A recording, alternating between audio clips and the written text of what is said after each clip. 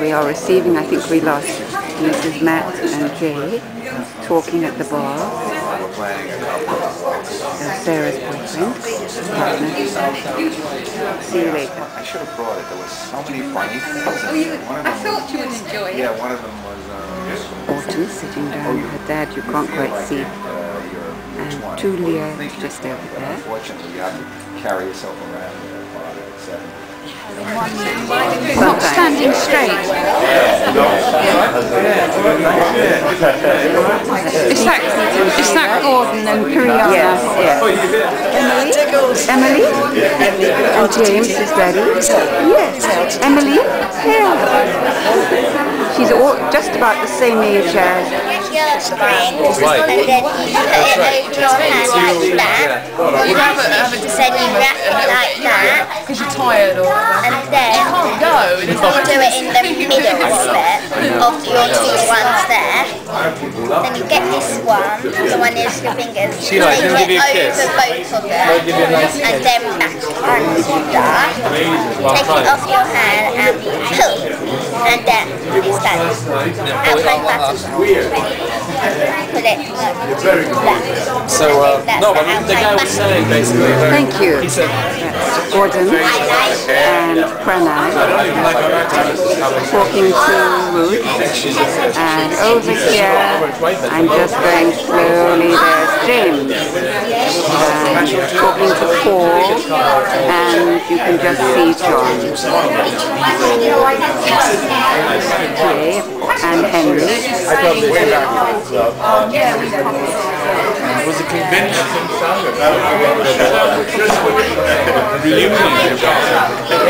James and Emily, dad and daughter, and Molly Watson. And then we're going to have to go and find...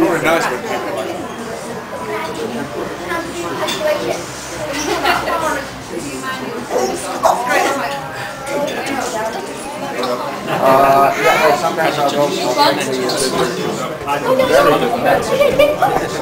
Take some while to get to the feet.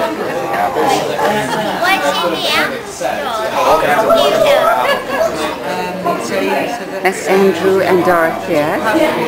Then I'm going to go around and photograph. Then I'm going to photograph Gordon and Cyril. But they're busy talking up a kazoo, so there you go. I never want to teach.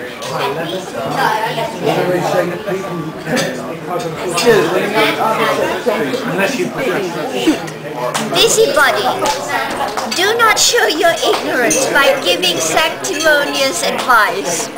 Sanctimonious. Lovely. Very good. My bird has been bred and hand-reared in this country, in the wild.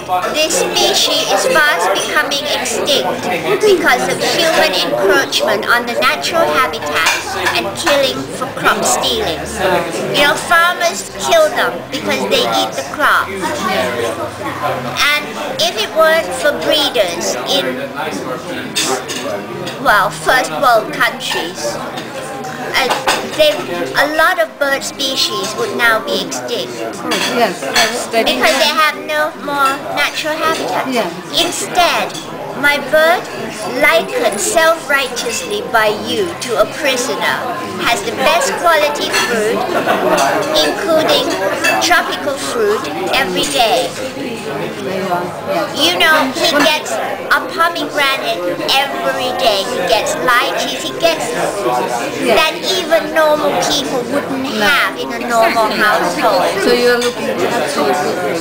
For exercise, unlike poor prisoners, he has a dog to play with all over the flat for most of the day. Well, there you are. He flies around, he plays, he's free.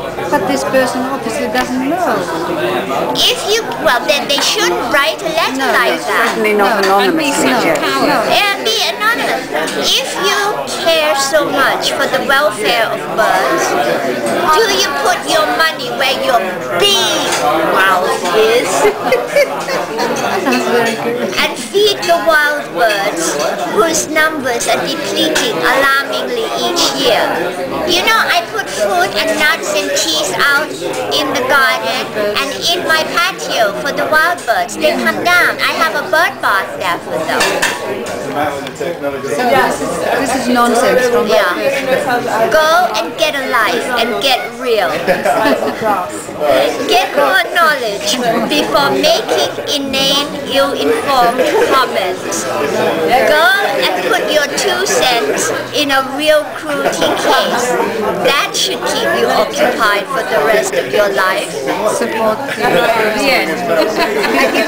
You put it on the radio. Yeah. Do not throw any more litter in my patio.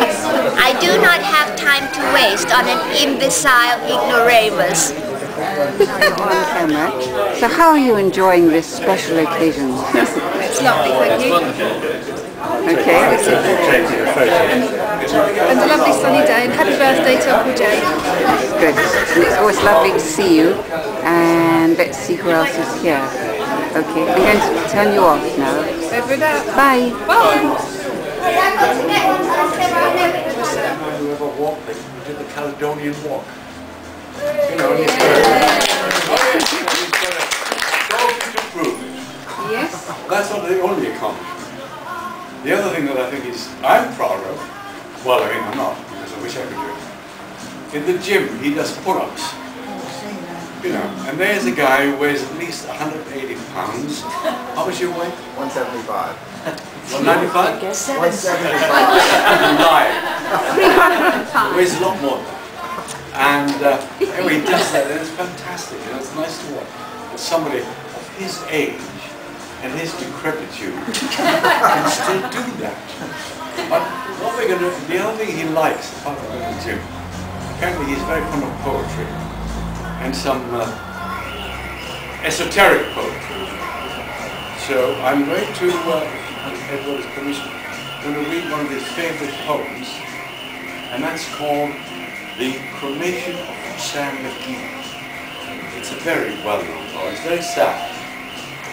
Really, he'll enjoy it. I think I'm going to sit here because I don't feel like standing up. Do you want to proper seat? No. This is, I need a platform. Okay. Not a chair, a platform. All right. The Cremation of Sam McGee. There's strange things turned on the radio. There's strange things done in the midnight sun for the men who boil for gold. The Arctic trails have their sudden tales that would make your blood run cold. The Northern Lights have seen queer sights, but the queerest they ever did see was the night on the marge of Lake LaBarge when I cremated Sam McGee. Now Sam McGee was from Tennessee, where the cotton blooms and blows. Why he left his home in the South to roam round the pole, God only knows. He was always cold, but the land of gold seemed to hold him in a spell, though he'd often say in his homely way that he'd rather be in hell.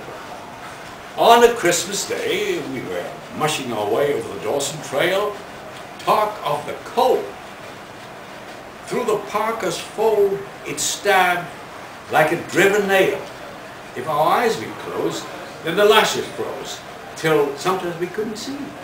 It wasn't much fun, but the only one who whimpered was Sam McGee. And that very night, as we packed tight in our robes beneath the snow, and the dogs were fed, and the sun overhead were dancing heel to toe, he turned to me and, Cap, he said, I'll cash in this trip, I guess.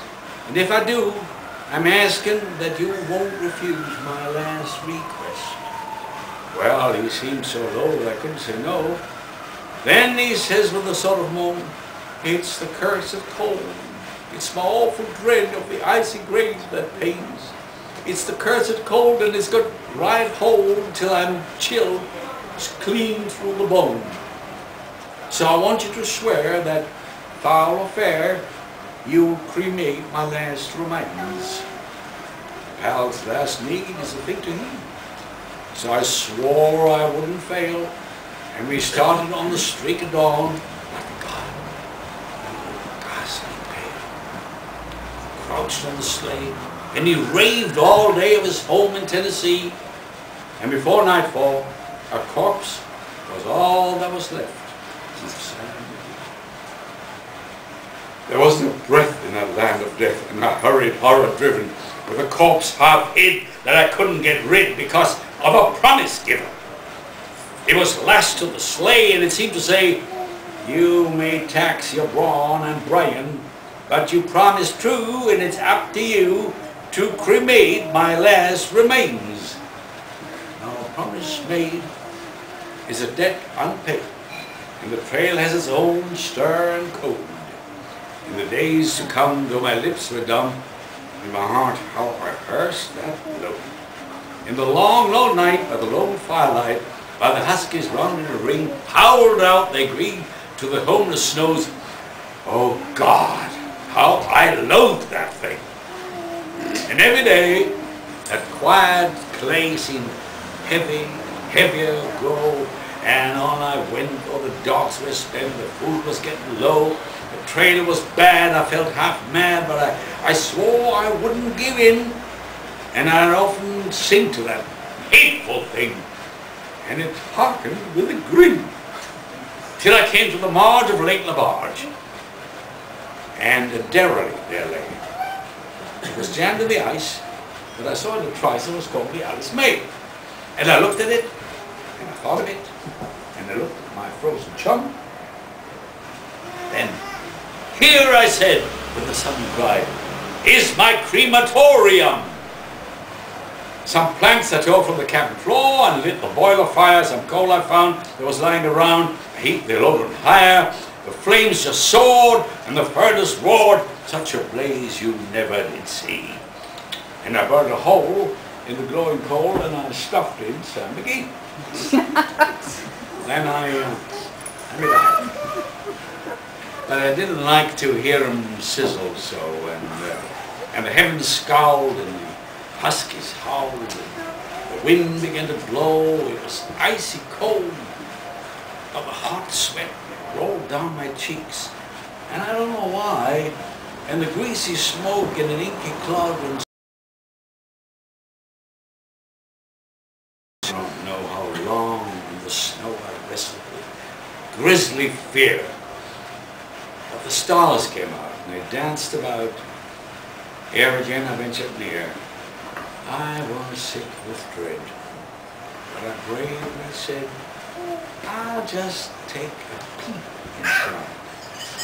I guess he's cooked, and it's time I looked." And then the door I opened wide, and there sat Sam, looking cool and calm in the heart of the furnace roar, and he wore a smile that you could see a mile, and he said, "Please, close the door.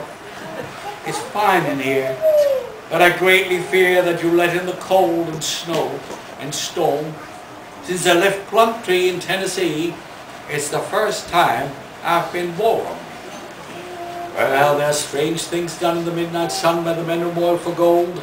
The Arctic Trail had their boom tales that would make your blood run cold. The northern lights have seen queer sights, but the queerest they ever did see was that night on the marge of Lake Labarge when I buried Sam McGee."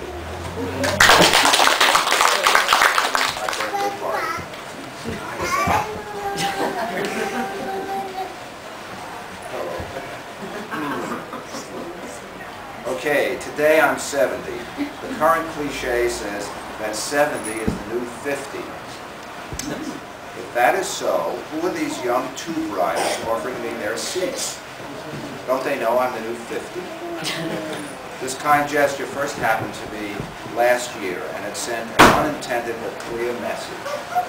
I now refuse such offers, though they're coming with disturbing frequency. To avoid some well-meaning passenger, I now stand far away from occupied train seats. On the other hand, I gladly seek out all senior discounts, including medicines, movie tickets, and airfares. For a while I had to prove my age.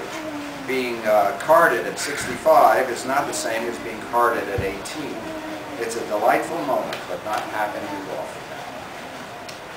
A philosopher once said, life is understood backwards, but it must be lived forwards. Looking backwards, what have I learned in my 70 years? As Oscar Wilde said, I'm not young enough to know everything. Certainly friends and family are very important, particularly when you realize you won't live forever. Even a long retirement such as mine, which began 21 years ago, has never been boring. The world has so many stories going on at once, I can barely keep up with all the unfolding chapters. For the future, I hope to see our daughter and her family meet the challenges and changes that life will present to them. Patricia and I will help them in any way we can. We plan to continue to enjoy London and New York and take side trips for adventure and learning. For example, only last year we visited Madagascar and returned with many memories and insect bites. We escaped malaria, but got sick on the food. At least the lemurs seem to be having fun. Ralph Waldo Emerson said, always do what you're afraid to do. A wise man. I follow his advice every time I cross the street in London. Standing here is another example of facing my fears. Once again, thanks for attending, and please continue to enjoy the gathering. Henry having a sleep and James's brother getting up.